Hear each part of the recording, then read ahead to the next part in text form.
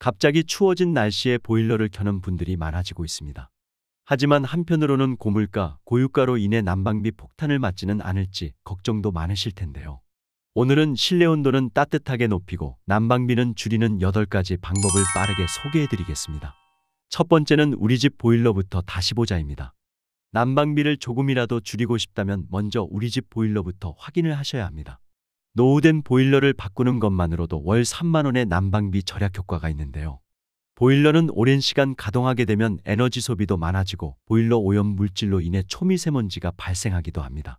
우리가 흔히 알고 있는 콘덴싱 보일러는 버려지는 높은 온도이열을 재사용해서 에너지 효율을 높여 연료비 절감에 탁월한 보일러이며 미세먼지를 비롯하여 유해가스를 줄여 친환경 보일러라는 별명도 가지고 있습니다. 당연히 유지비용을 절감할 수 있어 경제적으로도 효과적입니다. 10년 이상 노후된 일반 가정용 보일러는 친환경 콘덴싱 보일러로 교체 시 정부에서도 지원금을 받으실 수 있는데요. 혹시 보일러를 교체하셔야 하는 분들은 지자체마다 남은 예산이 다르다고 하니 반드시 지자체에 문의해 보시기 바랍니다. 또한 보일러를 주기적으로 청소하고 점검을 받는 것은 안전을 위해서도 에너지 효율을 높이는 데 있어서도 꼭 필요한 부분이라는 점 참고하시기 바랍니다. 두 번째 방법은 외출 시 보일러를 외출 모드로 전환하는 것입니다. 개별 난방인 가정에서는 나가실 때 외출 모드를 하고 나가시는 것이 좋습니다. 완전히 보일러를 끄고 나가시게 되면 집에 돌아와서 보일러를 재가동할 때 저맛이 사용되는 에너지 양이 많아지게 되는데요. 자동차도 처음 시동을 걸 때 기름이 많이 들어가는 것 알고 계시죠? 보일러도 마찬가지입니다. 온수관에 물이 완전히 식어버린 상태에서 다시 데우기 위해서 에너지를 많이 쓰다 보니 난방비가 많이 나오게 되는 것입니다. 따라서 장시간 집을 비우시게 된다면 동파 방지를 위해서라도 반드시 외출 모드로 해두시는 것을 권장드립니다. 보일러를 오랜 기간 사용하지 않으신다면 보일러 내부의 물을 완전히 배출시켜 주시는 것도 좋은 방법이 될 수 있으니 이 부분도 참고하시기 바랍니다. 세 번째는 보일러 배관을 청소하는 것입니다. 10년 이상 노후된 보일러의 경우에는 난방 효과가 떨어질 수밖에 없기 때문에 난방비 부담이 커지게 되는데요. 이때에는 배관 청소가 필요한 경우가 많습니다. 보일러를 가동해도 전처럼 따뜻하지 않다거나 보일러를 얼마 돌리지 않았는데 난방비가 갑자기 많이 나온다면 반드시 보일러를 점검해 보셔야 합니다. 온수배관의 공기가 차도 잘 돌지 않기 때문에 난방수를 2, 3년에 한 번씩 주기적으로 교체해 주시는 것이 좋으며 이렇게만 해도 약 20% 이상의 난방비를 절약할 수 있습니다. 네 번째는 가습기 사용하기입니다. 가습기가 난방비와 무슨 연관이 있냐고 생각하실 수 있는데요. 습도를 40에서 60% 정도 유지한 채 보일러를 가동하면 공기순환이 빨라져 실내 온도가 빨리 상승하고 수분이 열을 오랫동안 머금어 실내 공기 온도가 쉽게 내려가지 않아 난방 효율이 높아집니다. 습도를 유지하는 가장 좋은 방법은 가습기를 이용하거나 젖은 수건을 걸어두는 방법이 있으며 건조한 공기는 인체 면역력을 떨어뜨리기 때문에 습도를 유지하는 것은 매우 중요합니다. 단, 가습기를 사용하실 때 주의하셔야 될 점은 물은 매일 갈아주셔야 하며 세균 번식이 되지 않도록 세척에 특히 신경을 쓰셔야 합니다.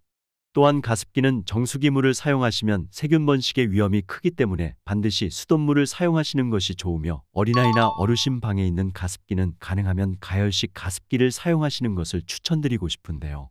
가열식 가습기는 일단 세균 번식의 위험이 적고 물을 끓여서 살균하기 때문에 다른 가습기에 비해 위생적이기 때문입니다. 그리고 따뜻한 수증기를 방출하기 때문에 실내 온도가 낮을 경우 난방 효과도 있습니다. 다섯 번째는 겨울철 온수를 사용한 후 수도꼭지 방향을 반드시 냉수로 돌려놓는다입니다. 추운 겨울 날씨에 물을 사용할 때 우리는 흔히 냉수보다는 온수를 선호하고 사용하게 됩니다. 그런데 온수를 다 사용한 후에는 수도꼭지를 냉수 방향으로 해놓는 것이 좋은데요.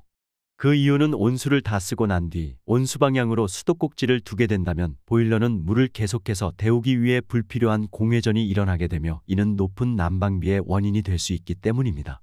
그러므로 물을 다 사용한 뒤에는 되도록 온수 쪽이 아닌 냉수 쪽으로 방향을 돌려놓는 것이 중요합니다. 여기서 한 가지 말씀드리고 싶은 부분은 우리가 평소 손을 씻을 때 온수를 틀게 되면 바로 뜨거운 물이 나오는 것은 아닙니다. 오히려 손을 다 씻을 때쯤 따뜻한 물이 나오게 되죠. 이때 보일러가 가동되면서 연소가 일어나는데요.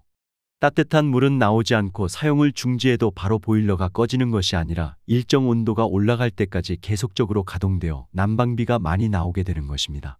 그래서 물을 다 사용한 뒤에는 되도록 온수 쪽이 아닌 냉수 쪽으로 방향을 돌려놓는 편이 좋습니다.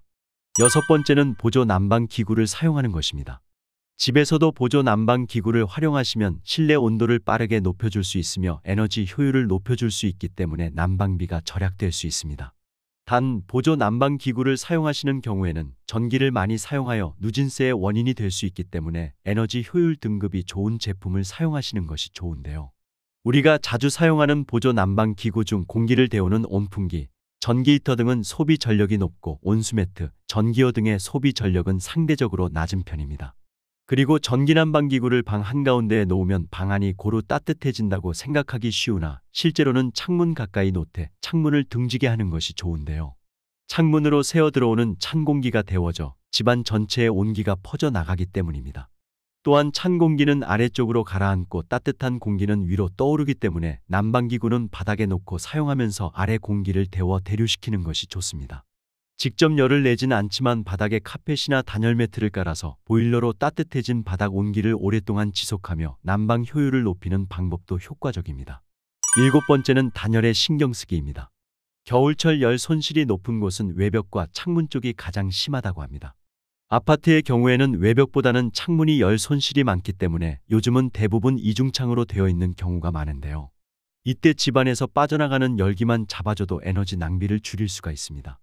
뽁뽁이나 단열 필름, 문풍지, 방풍 비닐을 창문에 붙이는 것만으로도 실내 온도를 약 2에서 3도 정도는 올려주는 효과를 가지고 있다고 하니 꼭 활용해 보시기 바라며 특히 창문이 많은 아파트의 경우 커튼을 사용하시면 좋은데요. 커튼은 외부의 찬바람을 막아주고 내부의 열 손실을 잡아주는 역할을 합니다. 커튼을 설치하실 때는 천장에서 바닥까지 길게 설치하시는 것이 일정한 실내 온도를 유지하는 데 도움이 됩니다. 마지막은 적정 실내 온도 유지하기입니다. 날이 추울수록 실내를 빨리 데우기 위해 적정 온도를 많이 올려놓는 경우가 있습니다. 하지만 이것은 실내를 더욱 따뜻하게 만들 수는 있을지 몰라도 난방비 절약에는 그다지 도움이 되지 않는데요. 에어컨과 마찬가지로 겨울철 난방비도 이와 비슷하게 실내 온도를 1도 높일 경우 난방비도 함께 올라가게 됩니다. 그래서 실내 난방 온도는 18에서 20도가 가장 좋은데요. 실제로 겨울철 실내 온도를 1도만 낮춰도 난방비를 최대 9% 절약할 수 있다고 합니다. 그 이상의 높은 온도로 설정할 경우 실외와 온도차가 커지면서 난방비가 15% 이상 올라가며 건강에도 좋지 않은데요.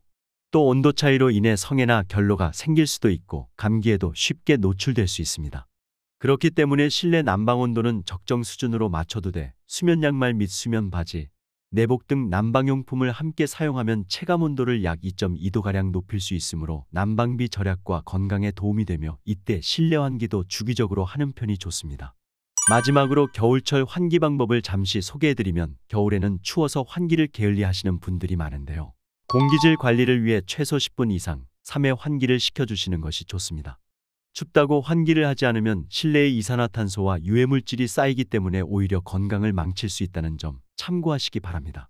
오늘 제가 말씀드린 방법 중 한두 가지 이상은 꼭 가정에서 활용하셔서 난방비는 줄이고 따뜻하고 건강한 겨울 보내시면 좋겠습니다. 오늘 내용 도움이 되셨나요? 도움이 되셨다면 주변 지인분들께도 오늘 영상 많이 공유해 주시고요. 저는 다음 시간에 시니어분들께 더욱더 도움되는 정보로 다시 찾아오겠습니다. 오늘도 끝까지 시청해 주셔서 감사합니다.